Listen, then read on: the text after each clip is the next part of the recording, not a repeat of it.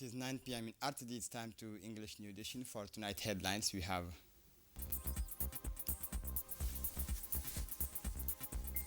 the 10th meeting of the Technical Working Group on the implementations of the regional guidelines.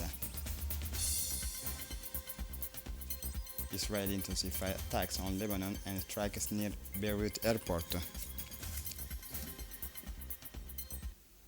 Welcome to our newsroom. The Djibouti parliamentarian delegation, a member of the Pan-African Parliament, traveled to the PAP headquarters in South Africa to take part in the fourth ordinary session and related meetings of the Continental Parliament. The Djiboutian member of the Pan-African Parliament are the Honorable Safia Elmi Jibril, the first Vice President of the National Assembly, also head of the Djiboutian Afro-Parliamentarian delegation. The Honorable Abdallah Barkat, Honorable Mahmoud Mustafa, Hussein Muhammad, Hallo Muhammad. This fourth ordinary sessions of the sixth Parliament is being held under the African Union's theme for the 2024 Educating on African Citizens Worthy on the 21st Century, creating resilient education systems for greater access to inclusive, sustainable, quality and appropriate learning in Africa. From the implementations of the FTAA to the environment, from human rights issues in Africa to the PAP draft strategic plan 2024-2028, Djibouti's Afro-parliamentarians will be examining, studying and debating so many important issues during their two-week conclave of the PAP. Finally, these last sessions of the Pan-African Parliament in 2024 is also an opportunity for the Djibouti parliamentary delegation to continue their active involvement in defending the interests of the continent and the rights of Africans to a better tomorrow. On Thursday, 7 November, the National Union of Djiboutian Women, UNFD, in collaboration with the Ministry of Agriculture, Waters, Fisheries, Livestock and Fishery Resources, organized a ceremony to hand over a school surplus kit to women and men taking part in the functional literacy course as part of the Integrated Water Resources Management Project, PGIR. The project is funded by the International Fund for Agricultural Development, IFAD. The aim of the event was to promote equitable access to education, boost learning motivation, and combat social and gender inequalities while fostering individual and community development. The ceremony took place in the presence of several personalities, including the Secretary General of the UNFD, Ms.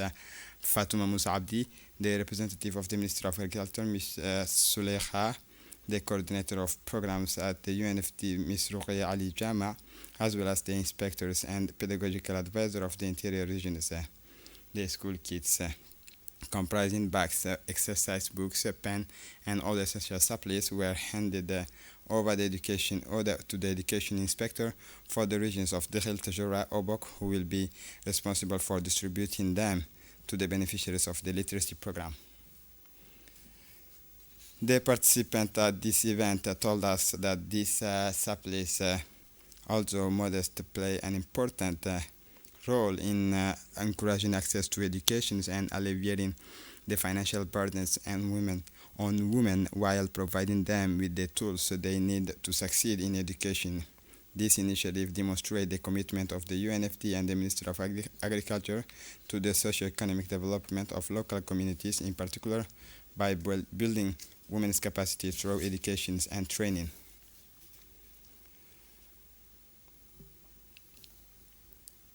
The 10th meeting of the Technical Working Group on the implementations of the regional guidelines for the harmonizations of migrations and displacement data was held in the meeting room of the Palmyra Hotel in Ali Sabih for 3 days from 4 to 6 November. The lunch ceremony was attended by the Deputy Prefect Saïd Wabir Assowe, the head of the Social Development Unit and Intergovernmental Authority, IGAD, Dr. Victoria Anib, the Secretary General of the Regional Council, Adan Abdullahi, a representative of the National Offices for the Coordinations of Migration, a representative of the Institute, the member of the United Nations agencies, including the IOM, and representatives and experts from the ministries and sector responsible for the Republic of Djibouti. The workshop brought together representatives of various national institutions, including the ministries, departments, and agencies responsible for migration issues, representatives of civil society organizations, C&D international partners, including IOM, UNHCR, and JICE. The main objectives of this event is to strengthen the capacity of national institutions to manage migrations and displacement. Workshop on migration, displacement, and statistics here in Ali Sabih, Djibouti. Over the next 3 days, we'll gather with a shared purpose to advance the availability and quality of migration, displacement, and statistics in Djibouti and across IGAD region. Today's gathering has a unified purpose to enhance the understanding of population movement and displacement and their profound impact on our society, economy, and overall development. For her part, the Deputy Prefect of the Al Sabih, Saida Wabir Asowi, said that these discussions highlighted the challenges facing our countries in the context of its strategic positions as a transit country for migrants from the Horn of Africa. Working session looked at national experience in data management with the presentation from a number of national institutions on their best practices and the challenges they face. As part of the fight against smuggling, the Al Sabih Customs Brigade, in collaboration with the Al Sabih Police Detachment and Bias Army, intercept a large quantity of smuggled cat near the outskirts of the town of Al Sabih. The goods seized on this occasion, whose total weight was estimated at 3,600 kilograms of cat, were intended by the smugglers to be transported to the capital. In accordance with the standard procedure, the goods were destroyed on site in the presence of the head of the Al Sabih Customs Brigade, Mr. Muhammad Mumin Hassan. The Randa Associative Network has set up a reading center and a rural digital space. It is a community initiative that gives children from neighboring localities a place where they can flourish. Located on the Tajura Balho corridor, the reading center welcomes village children keen to learn to read and discover new works. The center is also home to the Nomadic Library, a traveling library whose mission is to promote access to books and French-speaking culture for children in rural schools in the north of the country as well as in the south. The president of the RAR network, Dr. Muhammad Ahmed Isa, known as Amoita, said that he was proud of the Nomadic Library initiatives, which has reached some 20 localities and more than 3,000 children by creating micro-library in each locality. The aim is to cover the entire country, and to achieve this, RAR is counting on the participations of national and international institutions and donors. On Wednesday 6, Thursday 7 November 2024, the customs divisions of the Tajura regions, in collaboration with the National Army forces of the region, undertook a vast joint operation to combat cat smuggling. These large-scale operations resulted in a record seizures of 18,000 kilograms. It should be remembered that cat smuggling is a major drain on the state budget. The customs code classifies this activity as a major offense punishable by seizure and destructions of the smuggled goods, confiscated of the means of transport used, and bringing the offender to justice. The General Director of the Customs Brigade congratulated all the representatives of the Directorate General of the Tajura region for having successfully carried out these operations and thanked the National Army, which had helped to bring the operations to a successful conclusion.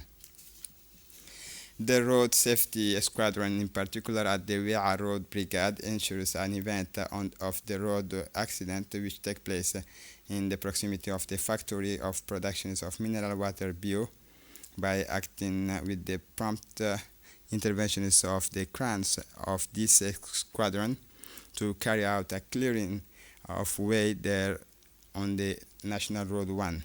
It was in this event that the Gendarmes Squadron carried out the lane clearing operation to open up traffic in a professional manner with the rapid agility of the air crane, and the permanent punctuality of the gendarmes from the Wi'a Road Brigade, who tirelessly ensured the road safety at all times. The operation was summed up by the overturning of an Ethiopian semi-trailer truck coming from Djibouti carrying a 40-foot container traveling towards Ethiopia on the National Road 1, which led to the obstructions of road traffic at the bio factory, but by letting its 40-foot container escape, completely blocking the road. During the operation, gendarmes from the Wi'a Road Brigade regulated the flow of road users in both directions to avoid the flow of traffic, where road traffic was diverted on to complete their journey. And for the international scene, Israel steps up its attack on Lebanon and strikes near Beirut airport. At least 10 people have been killed in Lebanon. Israel drone attacks on roads in the south, Mount Lebanon and the Bekaa, in Baalbek, Halmel. Dozens of victims were buried. They died trapped under the rubble of several destroyed buildings, some of which were adjacent to the Baalbek temple. In the afternoon, an Israeli strike target fire. The strikers killed 3 people inside the vehicle, wounded 3 Lebanese soldiers and a nearby checkpoint, and damaged several cars, including a UNIFIL convoy bus that was passing by.